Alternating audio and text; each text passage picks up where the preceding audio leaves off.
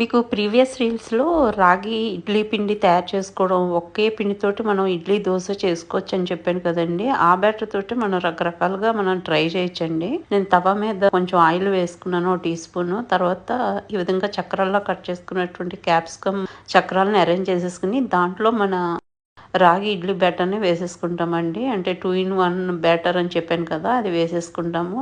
మీ ఇష్టమండి. మీ క్రియేషన్ మీరు ఎన్ని రకాలుగాన్నా చేసుకోవచ్చు. ఇంకా పైనుంచి కొన్ని నువ్వులు, జీలకర్ర నేను స్ప్రింకిల్ చేసుకుంటున్నాననమాట.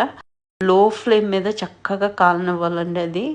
మనకి మెత్తబడాలి అండ్ లోపల పిండి కూడా చక్కగా ఉడుకుతుందనమాట. ఉడికిన తర్వాత మెల్లిగా మనం ఫ్లిప్ చేసేసుకున్నాం. ఫ్లిప్ చేసాక చూసారా కలర్ ఎంత బావుందో అసలు.